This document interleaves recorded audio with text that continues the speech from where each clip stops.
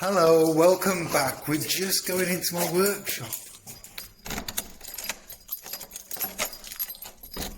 Welcome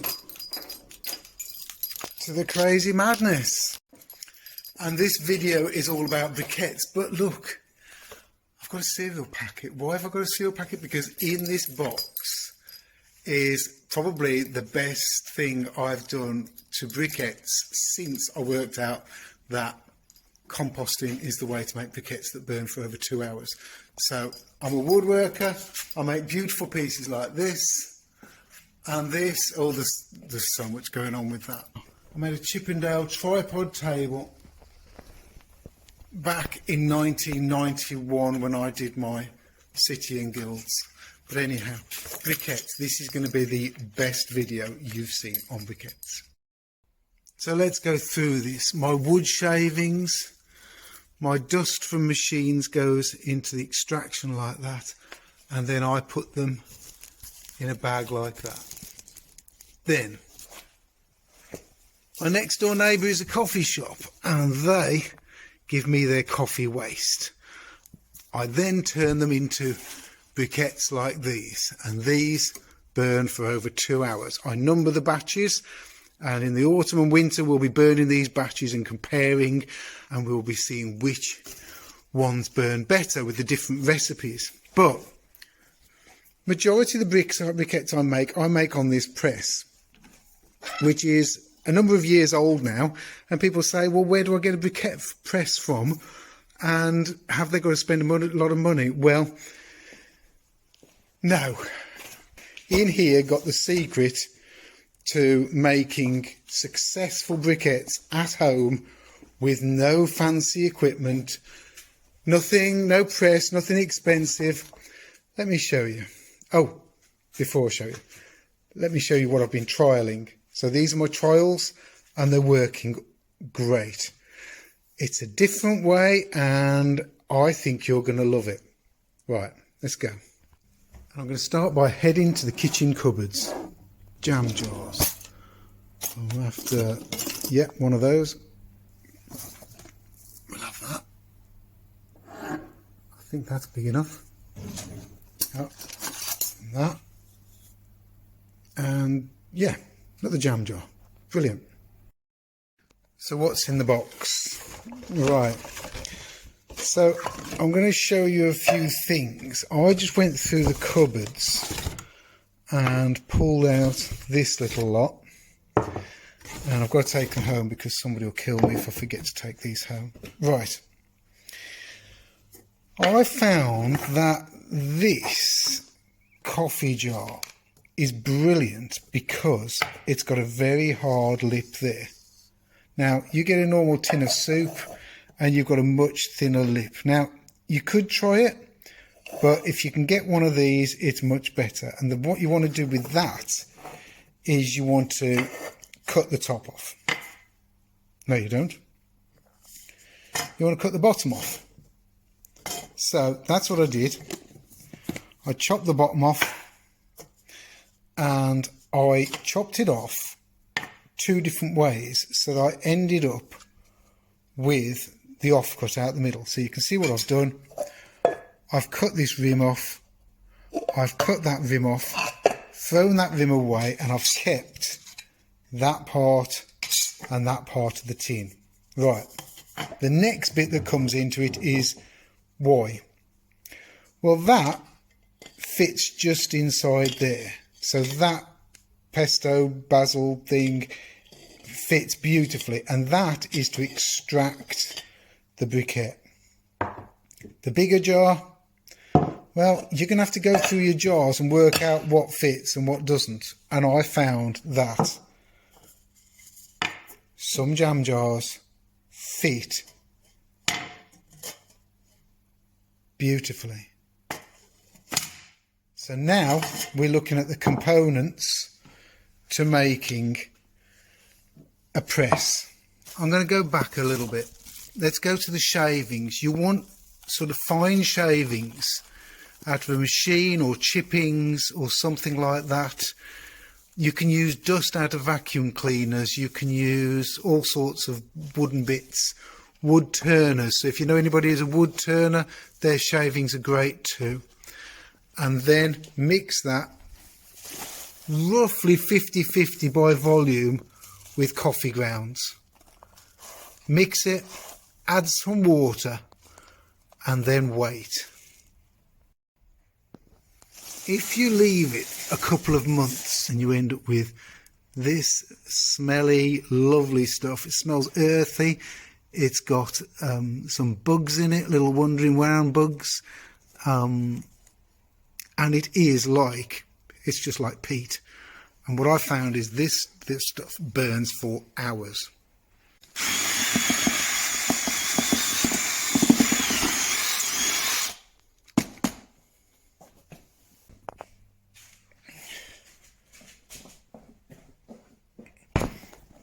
Right, a little behind the scenes, I'm just setting up that next to my camera stand here. These are the briquettes I've already done. I've got the things I need. I've got a bit of sandpaper, so I suppose one of the things we could do is take the sharp edges off with sandpaper. Let's do that in a sec. This is the first one I did. I want to show you this one. This one failed. Look at that. And I'm going to just tell you a little bit about that. So one of the first things we want to do is we want to get some sandpaper, and we want to just take the sharp edges off there. It is sharp, but actually as you're using it, you don't get your fingers near this edge, so it's not bad. We can take the sharp edges off here as well. This is the bottom. Right, let's get on with it. Oh, and I should say, it's all about sustainability. So, if you want to see the video of me actually learning this process, go here, go to @jam73e. There's a video will be on there later today after this one's come out. And please go on there, subscribe, like and comment on there. You'll see me learning the process, getting a little bit excited because I was over the moon. Anyhow, I know the process now, which is you put the lid on.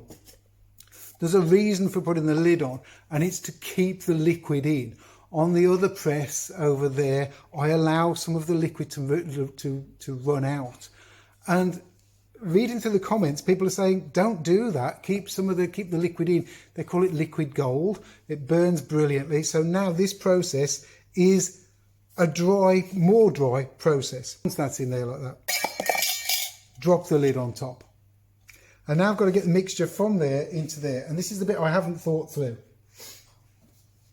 So you tell me in the comments, oh my life, how am I going to do this without making a mess?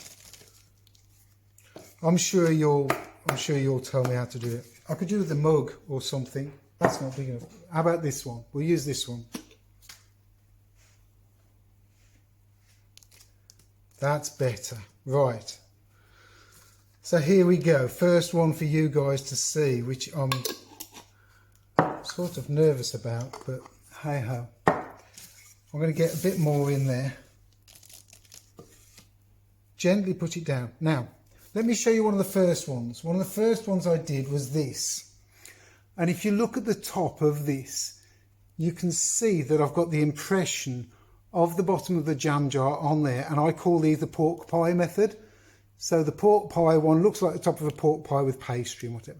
But that's how I did it. And then within no time at all, I thought, hang on, I need a piece of wood. So now, I've got that bunch over there, which sort of comes up to here, of batch number 1. This here is batch number 2, and this is batch number 3, all from the 20 batch. Anyhow, I can drop that on there, push it down carefully, take this jam jar and push down on there. Now, in pushing down on there, I can hear the liquid. And as I'm pushing down, I hear the liquid. I can slow down if I see any liquid come out of there, which I haven't. So now I can take that off there, turn that over, get this jam jar, put it there, and push down. And that pushes down lovely. And then, as soon as I feel it touch the bench, I'm lifting the outside up Continue pushing the jar down. Take that off. Take that away. Remove the bottom. And that's my briquette. That's my first briquette. And this is a no press needed method. So, lid back on. Drop that back in there. Make sure it's happy. Sitting on the bottom. Fill it up. I'm going to fill it up from here now because this is easier for me to just fill it up.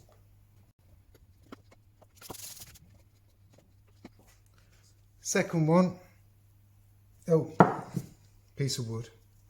It does, because it hasn't got the press, it is a little bit more involved in making sure you've got all these items ready. But this one, I don't know whether you can hear that, but this is it. This one's going to be a bit bigger than that one. Take that off, turn that over, take the lid out. Small jar, which just fits through there, a treat. That's why, as I say, that's why we want that larger lip round there. Push down, lift up. All the liquid is staying in there. Now the other tip here is that's the way it's come out the press. Probably a lot of liquid more closer to the bottom with gravity. What I'm going to do is I'm going to turn these every day or so for the next week, rotate them one way, then turn it the other way, and if I keep doing that, it'll keep the moisture in throughout, and not allow it to go to the bottom.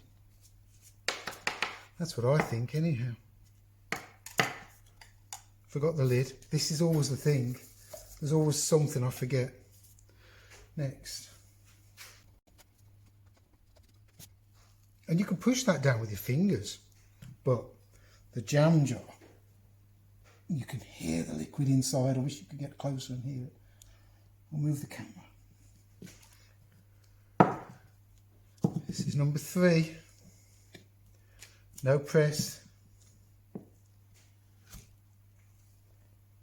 It's somehow it's a little bit better when there's not so much in. You can feel it hit the bottom, it's quite nice. So that's good. Take the piece of wood off the bottom.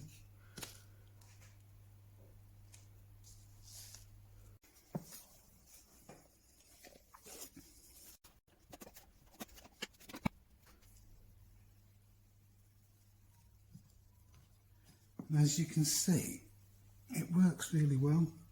And it's not taking long to do. I'm not seeing any liquid come out the bottom here. So that lid is doing a really good job, that plastic lid. And that's probably one of the most important things about the tin. Find one with a plastic lid so that you can do that. That makes all the difference. Don't forget, like, share, subscribe, all the other things that helps me grow my channel.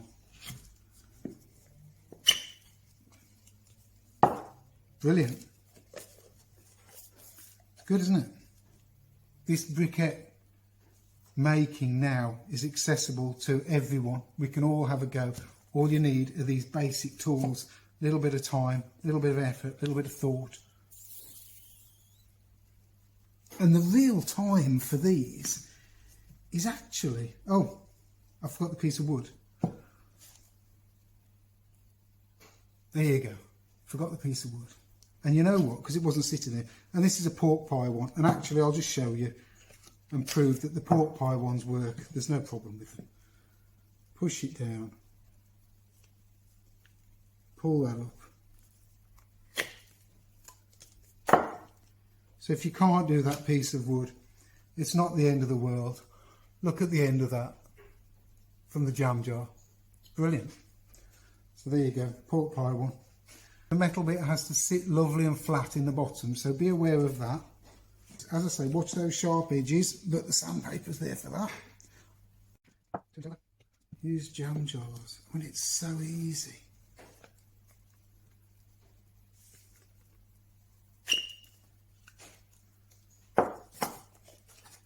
This is the trick, really, is to remove the parts and take the parts off before you start moving anything out of the way. And remember, this is me just recycling my waste. My waste sawdust makes my fuel. Before we go, I want to show you this. And here they are. And here they are, all done. And bucket's empty, which is great. And I can't wait to try them out. I think they're going to burn. They're obviously going to burn quicker than the briquettes over there, because the briquettes over there are more, they're heavier, they're bigger. But these are going to be good. They're going to be good alternatives to coal, to small pieces of wood. There is a place for this size of briquette, I'm sure there is. So thank you for following and everything, and I really do appreciate it.